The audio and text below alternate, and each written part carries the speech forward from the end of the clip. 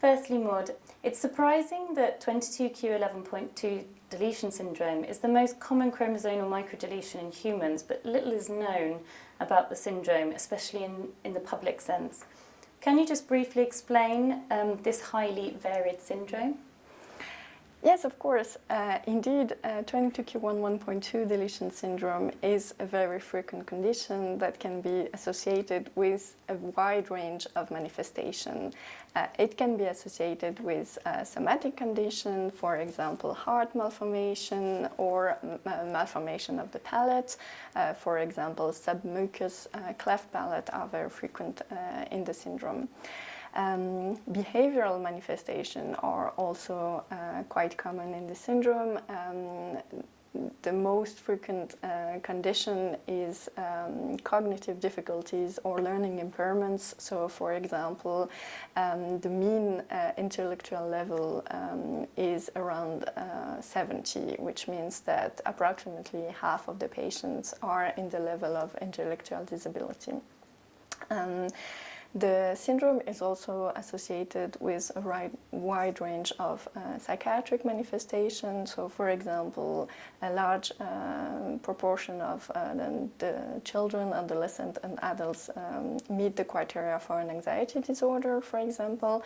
But what is most well known in the syndrome is that it's one of the highest genetic or risk factor for the emergence of a psychotic disorder, which means that in adulthood, between 30 and 40% of the adults are diagnosed with a psychotic disorder, mainly schizophrenia or schizoaffective disorder. Okay. So focusing on the study, what were the main aims and originality of the study? So we decided to conduct this study together with a cohort in Israel led by Professor Doron Gotthelf and the cohort that we have here in Geneva with Stefan Aliez. And we wanted to merge data from several countries that are all members of the ESCAP, meaning data collected in Israel, in Belgium, in France, and in Switzerland. And our goal was really to obtain data about the employment and the education trajectories in this syndrome, because there are some studies that were conducted in the United States and in Canada, but no study was conducted in Europe. And for us, it was really important to also compare the results obtained from the different studies. And for us, an important aspect is to answer to one of the most fundamental questions that the families are asking when they have a child diagnosed with a syndrome is, okay, what type of school is my child going to attend? What type of job is my child going to do in the future? Will he or she have a job? And those questions, until now, we could answer them from a clinical perspective, but we didn't have any data to support what we were saying. So the uniqueness of the study is combining aspects of function in terms of education and employment trajectories. What were the key findings of the study? So in the adolescent, what we observed is a bit the reversed pattern, meaning that the majority of adolescents required a specialized class in a mainstream school or a specialized school. When we looked at the predictors of school status, we observed that the intellectual functioning level was the best predictors of the school status, meaning that children and adolescents with lower IQ, they tended to attend more frequently specialized education system. On the opposite, the adaptive functioning level or the presence of a psychiatric disorder comorbid to the 22q11.2 deletion syndrome were not so strongly associated with the school status. In adults, we observed that approximately a third of the adults were employed in the open market environment, and 25% of the adults had a sheltered employment. This means that a bit less than half of the adults were currently unemployed at the time of the study. Again, when we looked at the predictors of employment or employment status, we observed that contrary to what was observed for the children and the adolescent, the IQ was not such a strong predictor, but the adaptive functioning level was the strongest predictor.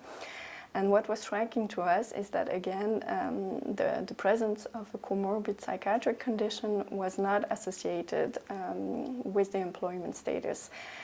It could be the case that in our sample, even if it was quite a large sample, the number of patients with specific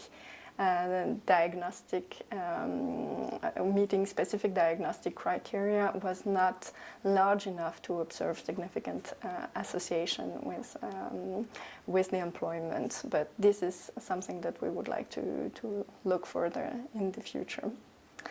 And finally, when we looked at the reasons for unemployment, we decided to divide the sample between the young adults aged between 18 and 25 and the older adults above the age of 25.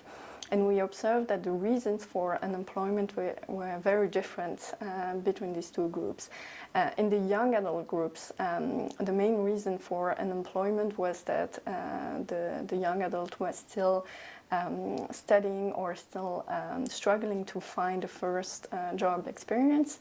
And in the older adult subgroup, the main reason for employment was that the patient himself or herself or the parents reported that the level of disability was too high to hold a job. What recommendations would you give to clinicians who are treating individuals with 22q11.2 syndrome? Yes, so based on the results of this study, what we see is that intellectual functioning in children and adolescents seems to be an important predictor of the school status. And because we know that intellectual ability can change over time, there are a couple of studies that suggest that there is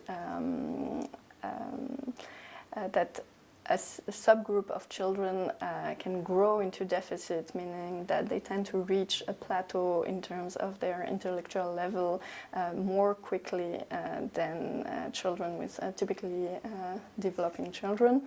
And that it's very important to, in light of that it's very important that clinicians perform intellectual assessment at regular intervals to have an idea of the trajectory of the child.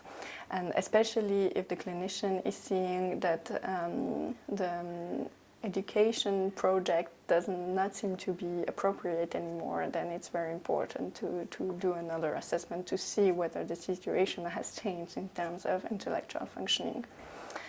And for the adults, I think, of course, it's very dependent on the government and the measures that are in place in the different countries. But I think it's very important for the young adults to try to promote the first job experience, because we know that if the young adult has some difficulties to find a first job, then the likelihood to keep being unemployed is drastically rising. So I think there is really an effort to be made to try to put the adults in a situation where they can have a first job experience. And I think these articles also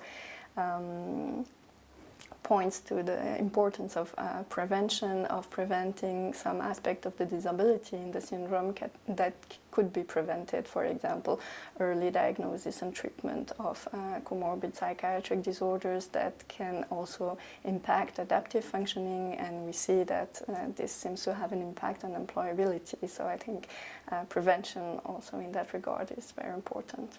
What's your future research? So I think something that is very important is to dig more into the aspect of daily life and I'm currently conducting a project on social impairments in daily life, and I'm planning to interview and assess a sample of patients with 22q with an app installed on a mobile phone so that they can record their experience in daily life regarding their mood, their social context, their current symptoms, in order to really understand what's going on in the daily life, so that we can also better tailor our interventions of, okay, what is disabling in their daily life, and what can we do to try to improve their symptoms and their feelings, so to speak, in daily life.